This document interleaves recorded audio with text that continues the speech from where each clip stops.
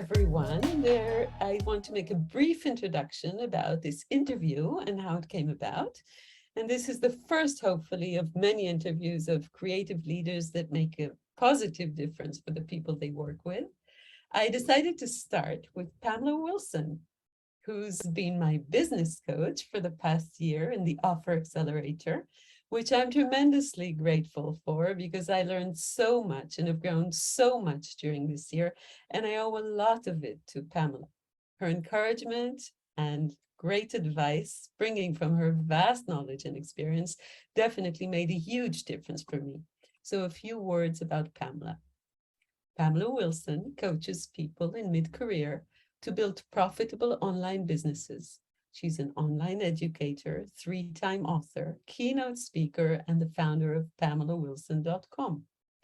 Her books include Master Content Marketing, How to Cure the Blank Page Blues and Attract Profitable Audience, Master Content Strategy, How to Maximize Your Reach and Boost Your Bottom Line every time you hit publish, and Proceed with Confidence, 25 quick ways to boost your business mojo.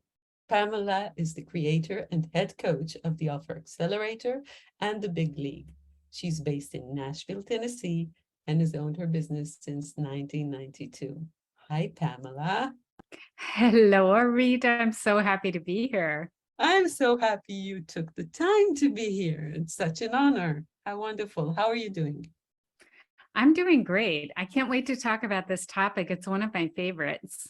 Yes, it's one of my favorites too. So let's jump right into it.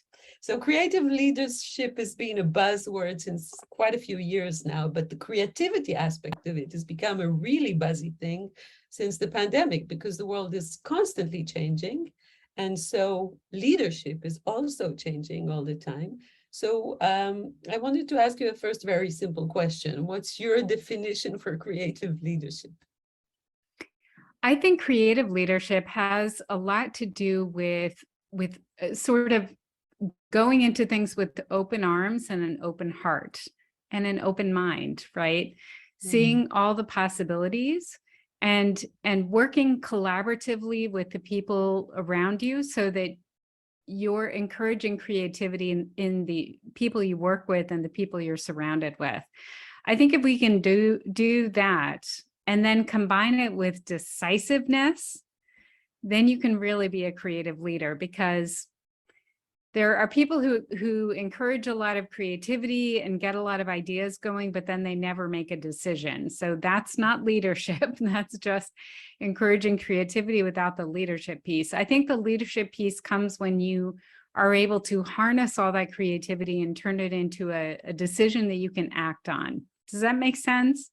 Yes, it does. It absolutely does. So, Simon Sinek had this thing in an interview with Tom Bilyeu where he said, that leadership comes about with the consistency of little things over a long time. And it happens one day that you become a leader. Can you say when that happened for you? Because I remember when we were working on the creative leadership assessment and we had this strategy call and I wrote this blog post asking, are you a creative leader?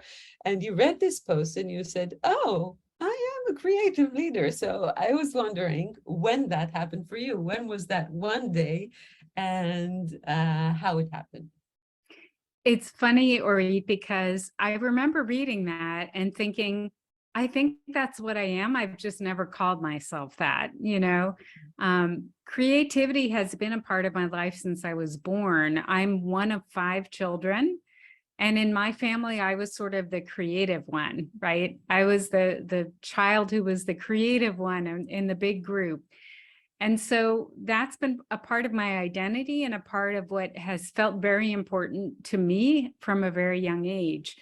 And I've also sort of been a leader from a pretty young age. I've been always kind of unafraid to stand in front of the group or represent the group or stand up for, people who need standing up for and things like that. So that's been a part of my life as well.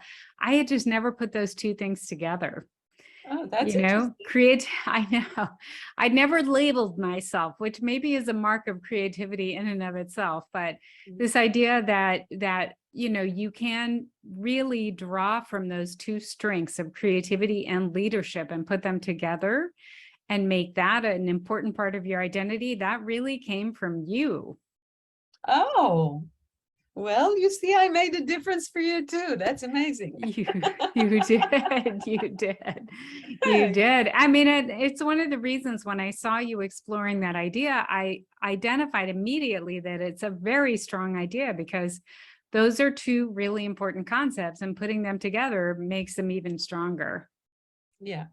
So so let's say you are a creative leader. Okay, let's say among all the things that you are, which we're going to speak about soon. So you are also a creative leader. So if I'd ask you who you are leading, could you tell me?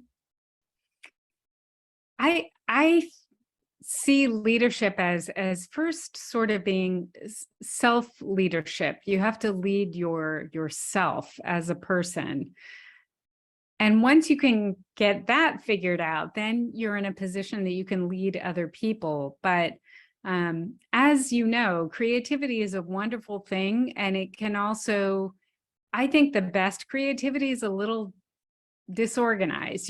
Creative ideas don't come to you in a nice organized line. They just kind of come to you from all over. So at some point you have to have the self-discipline, I think, and decisiveness to say, okay, I'm going to harness all of these ideas and we're going to point them in this direction and make them do something, right? And that kind of self-leadership, I think, has to happen first. And then once you have that, then you can think about leading other people. Great. So that's really interesting, because this is basically what you're doing in the Offer Accelerator, isn't it? Like you're having people find that direction and go in that direction and make their creative ideas do something. Yes, exactly. Yeah. And the interesting thing about the Offer Accelerator program is it is a different program compared to a lot of online programs, because I'm not giving people a prescribed answer to how they're going to solve their problem. I'm not saying, fill in these blanks and make your offer just like this. It's more a process. I mean, you've seen it. It's more a guided process so that people can find the answers for themselves, which I think is so much more interesting and so much more powerful than me trying to tell them how to do it, right? Absolutely, because what I feel like you're developing people's creativity. Exactly. I think that's a much more important role, to be a guide and to help people find their way, rather than just telling people what to do and having them do it. That's not fun. I don't think that's fun. So let's go one step backward, and let's speak first about what you said about the self-leadership. So you are many things in your creative leadership. You are a content creator, an author, a coach, which is where you made most of the difference for me. Marketing, you've been a marketing director, a designer, a graphic designer. You've been so many things, So, and these are all different, they together, they make you the unique creative leader that you are, but they are, each and every one of these aspects of you is like an expression of a different way of expressing your leadership somehow in the world, or making a difference in the world, or so my question is, I mean, how do you, I mean, they demand different focuses, right? All those different expressions. And so how do you manage that? How do you manage, I mean, in your self-leadership, how do you manage, like, for example, now we're doing this interview, then we have the strategy calls, then there is the vast, huge material that you've created for the Offer Accelerator and for many other things that you do, the content you constantly create, which is amazingly creative and prolific, you know, and there are so many different aspects. How do you make that work? I mean, energetically, in terms of how do you manage this? All the Yeah. aspects of Well, I mean, the first thing I should say is that my career is 35 years old. So I've been, working professionally for 35 years. So you just gave a long list of things, but most of those things didn't happen simultaneously, right? They happened at different points in my career. I'm not working as a graphic designer now, for example, and I did that for decades, but not anymore. So and I am a published author, but the books have been out for a long time. And so I'm not currently working as an author. So, I mean, I know that sounds really obvious to say, but I think sometimes when you've had a long career and people start listing all the things you do, it does sound kind of impossible that one person would have done all those things, but we're talking about 35 years that all of those things have been spread out over. So it's been a little bit like, I've been interested in expressing my creativity and my leadership in one way, and then I changed, really not completely, but just maybe pivoted to something a little bit different, and then pivoted to something a little different. So I see it more like that. It's been more like changes. But in terms of, if you really want to know the day-to-day technique that I use, the day-to-day technique that I use that works the best for me is just time. Well, it's two things really. It's understanding my own personal energy and understanding when certain things feel easy to me and doing those things at the time of day that they feel easy, and then reserving other times of day for other things. So an example of that is any true creative work where I need to be quiet and focused and very creative, like writing. Or if I do any design work, I'm not really doing much design work, but if I was to do any design work, I always do that first thing in the morning because it's very easy for me. My brain is well rested, and somehow all of the problems of the day haven't, I haven't been hit with all the problems of the day and all the emails and all the messages and all that. And it's just like quiet, and I can really focus. So I do my most taxing creative work first thing in the morning. Things like this, interviews, I love doing in the afternoon. And it's not that I don't need to be creative, but I just feel a little more sociable in the afternoon. I've had a chance to fully wake up, and I can fully focus. So my coach tends to be in the afternoon. Any interviews I have to do tend to be in the afternoon.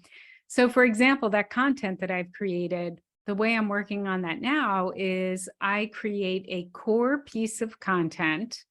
That core piece of content tends to show up on my Facebook profile. It usually turns into an email. It usually turns into a YouTube video. And so I get these core ideas that I work on in the morning, and they become all of these different things, repurpose them. Yes. Over time. Yes.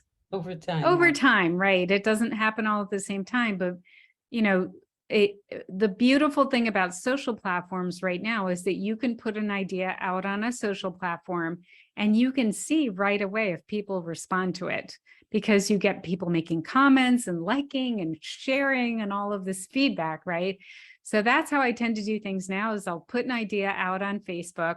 I see how people respond. And then if I see that it's an idea that got people thinking and got them excited, then I turn it into something else. So it's almost like I test it on a social platform. And then if it tests well, then I repurpose it in other places. So, and then I guess the other thing, so part of it is just knowing what time of day to work on things. And then the other thing is time blocking my day. Are you familiar with this idea of time blocking? Yes. Yeah. Yeah. So it's really just sitting down at the beginning of your day and saying, from 8 to 10, I'm going to work on this project. And then from 10 to 11, I'm going to take a break. get a bite to eat. And then from, 11 to 2, I'm going to work on this, and blocking out your time and trying to really commit to working on things during that chunk of time. That's my other secret. It's not really a secret, but that Not a seems to secret, work but for me. I don't know, does this really work for you? Because I have this break after my writing in the morning at around, I think it's maybe 10:30 or 11 o'clock. I don't know. I have this reminder for going out to sit in the sun for 20 minutes and have a nice drink. And I've been completely, not doing it in the past 3 days. It's like, Yeah. you have this reminder, it's the block time, but then, like you say, the day hits. Do you have that problem? And so what are you doing instead? Do you just continue working on Well, your I project? either postpone it for another part of the day or for after the next thing I really need to tend to. Well, now it's a very difficult time because the kids are on holiday, so they're at home and it's a kind of thing. But it's like during the pandemic, by the way, everyone was at home, so I've been, kind of my whole day changed into, I know. being a Yeah. public servant. Right. All No, day long. yeah, but no, but things happen, things just come, phone calls, emails, things you need to tend to. It's not only the kids, of course. And so I either postpone it or I then take some more time later on. And then I So make a point of tomorrow, but now 3 days in a row. I know. And here's the thing about time blocking, and it's one of the reasons that I don't tend to talk about productivity tactics very often, because I don't think there's really a right or wrong way to do those things, right? I just think you need to pay attention to them. So for example, if you say, I'm going to take a break from 10:30 to 11 and sit in the sun, but then you notice, you pay attention and you notice, I'm not really taking that break. Well, that's you telling you that you need to make a change, right? You need to do something different. Maybe you change the time or you change what you're doing. I'll be perfectly honest. I usually wake up and those first few hours of work, I'm in my pajamas and I haven't showered or anything. Like my creative work is done when I'm in my pajamas, right?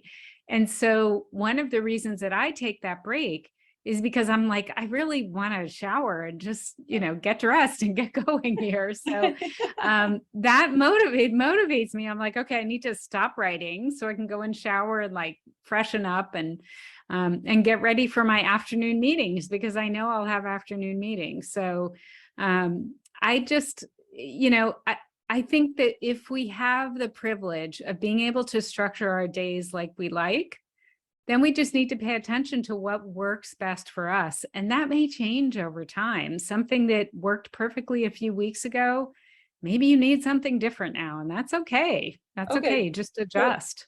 Okay, great. So let's speak about changes over time. So you speak a lot in the Offer Accelerator about working or creating your offer and the work that you're doing based on your values. So I wanted to ask you about what the values are that you come from, that you work from, and have they changed over the years, and how? I have always really valued encouraging people to use their voices in one way or another. And when I look back at all the work that I've done, it does seem like a lot of disparate things. I was a graphic designer and a speaker and I wrote these books. But when I look at them, the one line that connects them all is that all of my projects were trying to help people bring their voices forth and bring their projects to life in one way or another. My books were on content marketing, and content marketing is a great way for you to put your ideas into the world and bring them to life, right? Same thing with graphic design. I was helping people, get their businesses out into the world, and logo design, the same thing. So I think that's the value that has connected all of my work.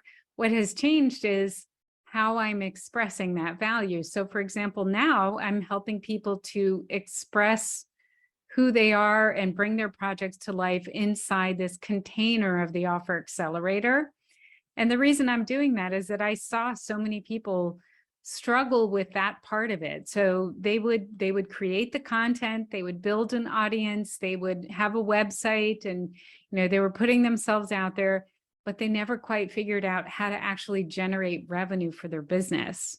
And I realized it hit me a few years ago, like, I have to focus on this. I have to help people with this piece of it, because you can put your ideas out there all you want, but you don't really have a business until you have a source of revenue that's coming in consistently. So that felt super important to me, and it's why I changed my focus to that. But the values really are the same. It's just how they've been expressed, I think.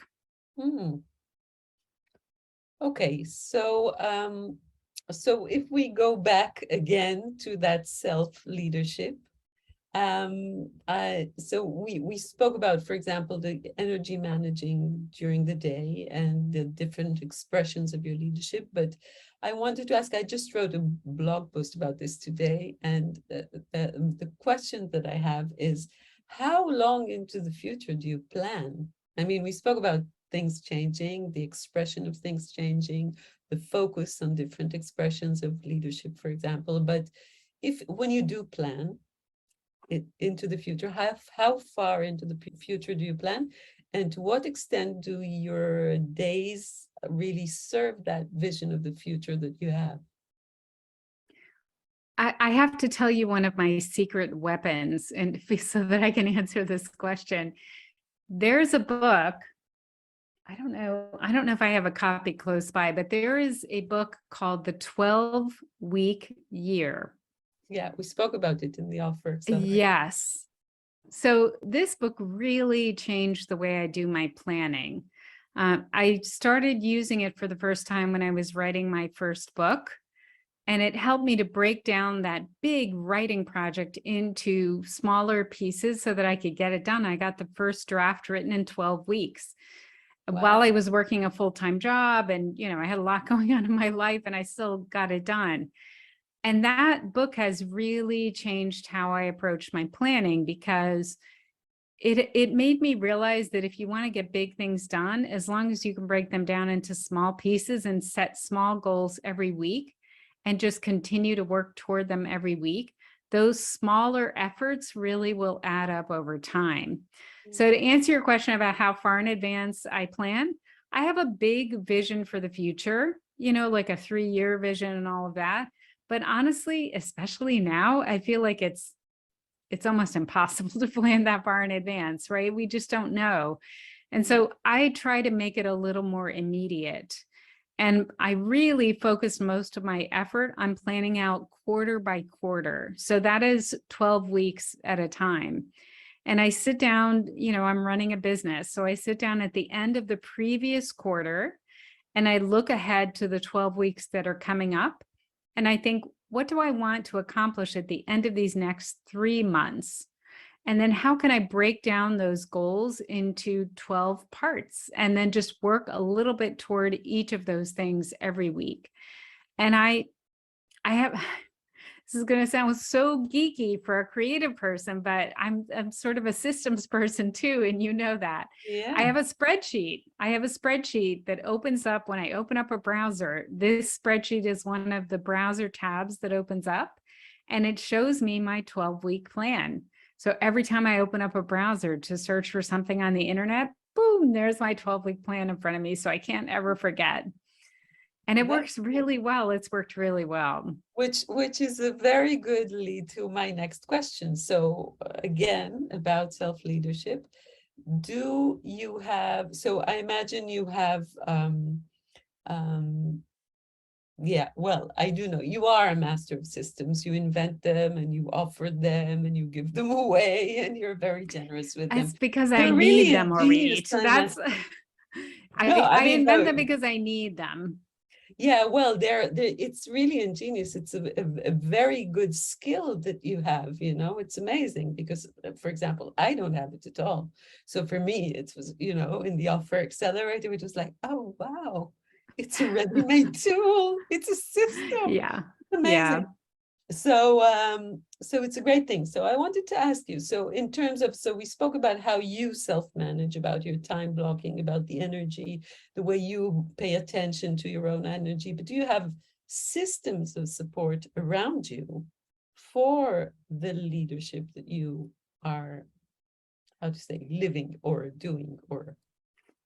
I do have a small team. I have a team of contractors. They're not full-time.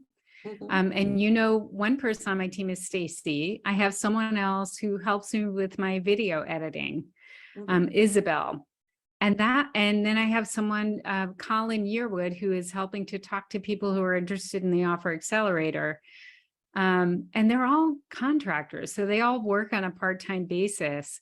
And one of the things that I do to make the team work well is I have systems for all of them. And, you know, we document everything, and everyone has kind of a list of what they need to do for certain things. And that's very helpful because they are part-time. They're not doing their tasks every day, day after day. So I have documents so that they can pull open a document and they have the step-by-step of how to do something and the links they need to go to get it done and all of that. So that has worked really well for the team. And then the other thing that we do is we have quarterly team meetings, and we just get together as a team and know each other, and, you know, get to know each other as people, and have some fun together a few times a year. And that's been very helpful as well. It's given us a more cohesive team feeling, I think, to have those meetings. hmm. And do you have other personal systems or? I have a team that comes in and cleans my house every other week. And Oh, that's a that, huge help. yes, it is. It is. It is. That is a huge help. I don't know. I mean, I think they know how much I appreciate them. I'm always like, oh, thank you. I'm so glad you're here. So it Yeah. is a huge help because in between those visits, we just maintain it, you know, but we're Mhm. not doing the deep cleaning. And it's incredibly helpful. That's something that has been important to me for a long time. I don't know if you know this about me. I was a single mom for a while. No, I was married before, had 2 children, had to file for divorce, and then, you know, spent some years as a single mom. And I wasn't earning that much during those years. And somehow I made it a priority to have someone come in and clean, because I just knew that it was going to allow me to focus on what I was really good at.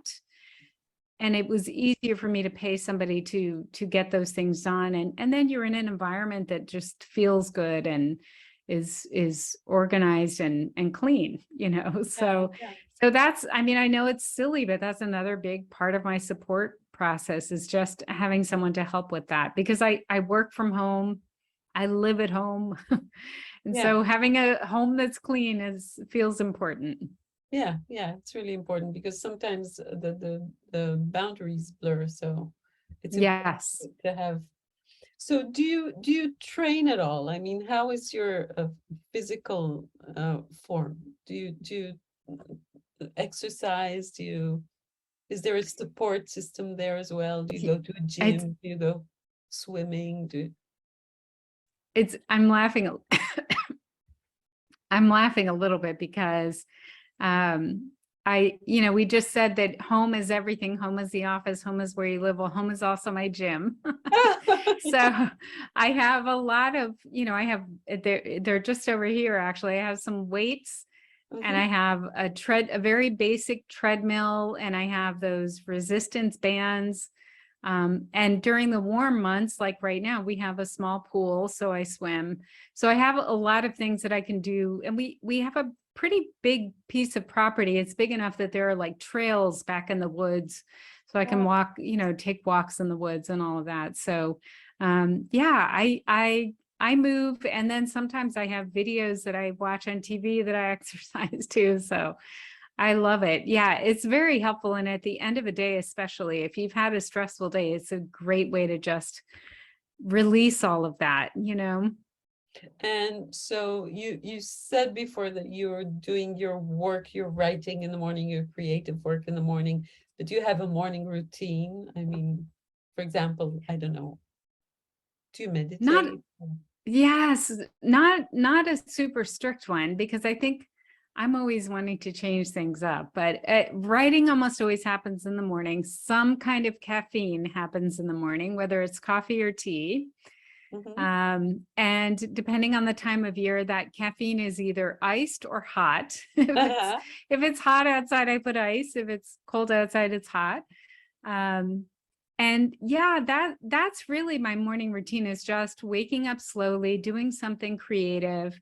I typically do some kind of reading or meditation. Are you familiar with tapping? Yes. EFT tapping? Yes. So I've tried that. So it just, it depends on what I'm in the mood for, right? But that can be helpful as well. I just try to allow myself to wake up slowly. To me, that's one of the best things about having my own business and having that business be from home, that I can just let myself wake up when I wake up.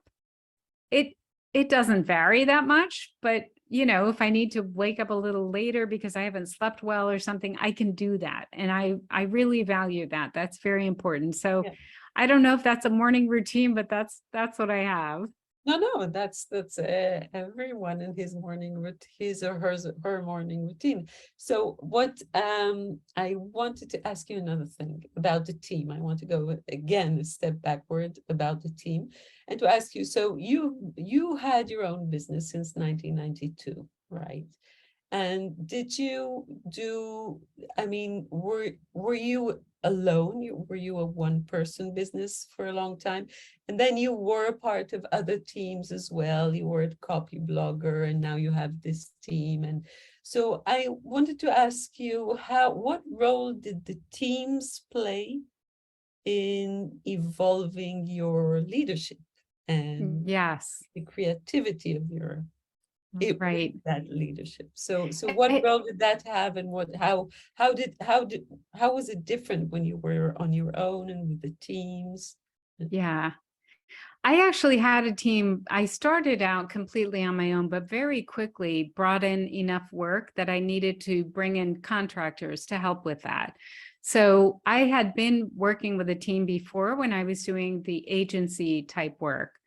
Then when I came online, I was doing it mostly by myself, but I had contractors helping as well. So I sort of always enjoyed working with team members, and I love that creativity. And I worked with a large, I mean, for me, it was a large team. When I was at Copy Blogger, they had, several dozen employees, and I was working with, different people on and off across the company, and that was all remote. So everybody was remote. Um, and now, and I think I've mentioned this to you, I'm doing corporate consulting work as well. Mm. And so I'm working with the teams for my clients and going in and working with their marketing teams and their leadership teams. So I really enjoy working with people. And I think in terms of being a true creative leader, what I have seen is when it comes to managing people, if you can come at it from a point of view that your most important job, what you are really trying to do is to bring out the best in the people that you're working with, their most creative work, their very best work. So rather than you saying, especially I think you get to be my age and you have a lot of experience, right? And you may feel like, oh, I know the answer to that question. It's just faster if I do it myself, right? It's not faster if you do Oh, it yourself. It's faster if you empower the person so that they can do it themselves, right? And I think as a creative leader, that's part of what we're doing, is to just help grow people into the roles that they are aspiring to so that they can fully step into those roles and really express their creativity and have that internal discipline just kind of become the best versions of themselves that they can be. Wow, that's so nice. My last question was if you have any advice for, for any would-be leaders or aspiring young leaders in terms of creativity and in terms of their leadership. But it looks like you just answered that question, but do you have anything to add? We were just talking in terms of how to approach your team from this point of view that you're trying to help them grow into what they can be, right? But I do think it starts with you. It's self-leadership first, right? Which is what we said at the beginning. It's self-leadership first. So if you turn the lens back on yourself and you say, I also need to grow into the best version of myself that I can be. And you have patience with that process and you realize that it's going to look different in different times in your life. And it's a journey, it's not a destination. So it's an exciting creative journey. And it's not like this thing where, okay, now I will be the best creative leader I can be. No, I'm still not. I know I'm not, and I know I never will be. Progress, right? Exactly. But that's so much fun. It gives you Yeah. something to wake up and get excited about every day, right? Yeah. So I think that would be my parting advice would be to think about how this is your process too, and to approach it with some creative excitement about the growth that you're going to experience as a person as you go through that. Mm-hmm. There's one more thing that I really, really, really like about you that I wanted to ask you about. I mean, if you have anything to say about it, but you're a really fun person. I mean, you know that, you have these jokes. And were you born this way? Did you develop this? I mean, there's something about the fun of working with you that is, it's how do you say it's what you say contaminating about pandemic. Oh, contagious. Contagious, exactly. That's the word. That's the word. So that's like contaminating, but it's the good kind of contaminating. yes. Yeah. Contagious, but contagious is the word. So I wanted to ask you, is that one of your values? I mean, it is. It's funny that you notice that because I think when you label yourself as funny, then you're not funny anymore. So, but it is, it's interesting because I have always felt like business doesn't have to be that serious. You can approach it with this attitude of fun. And I'll tell you where it comes from. It comes from the fact that I am one of 5 children. And both of my parents had really great senses of humor. So we used to sit around the dining table, our kitchen table, really, eating dinner at night, 7 people, 5 children and 2 adults. Yeah. And we would all just compete to make each other laugh. We were doing funny voices and making jokes. And it was just this constant, trying to make each other laugh. And so I sort of had an audience of 6 people every night, right? Wow. And so you get a lot of practice. I think that's where it comes from. That's great. That's really, really nice because, I definitely do agree. I mean, you do get this sensation when you work with you in the Offer Accelerator of fun being, part of the thing, because we all take ourselves so seriously. We want to make a difference, et cetera, et cetera. So part of the positive difference that you made for me was that I learned that, that business, there are systems and it can be, there's a lot of work to do. It's imaginative, but it's a lot of fun, So every time we had this strategy call, for me, it was like, oh, how fun, we're going to have the strategy call, Oh, good. It was like, I was really looking forward to, meeting everyone and having a fun strategy call together. That's wonderful. And you had to stay up late for them. So that's good to know. It was worth staying up for. Yeah. That was the one of the benefits of the calls. So Pamela, listen, I really want to thank you for this interview. this first premiere interview. And it's wonderful. And I'm really, really happy. And I'm so grateful. And I'll see you in next week's strategy call. Yeah. That sounds wonderful. Accelerator. Thank you. Thank And you for this opportunity. one more thing, if people want to get in touch with you or connect with you, how do they do that? Oh, thank you for asking. The best place is at PamelaWilson.com. That's my website. And if anyone is interested in the Offer Accelerator, they can go to offeraccelerator.com, or they can find it at PamelaWilson.com. It's pretty easy to find. Okay, we'll put it in the at the end of the video so people Perfect. can see and have the link. Thank you. Great. So thank you again. Have a wonderful rest of the day. I'm going to sleep, and I'll see you next week. Thank you so much. Thank you. Bye bye. Take care.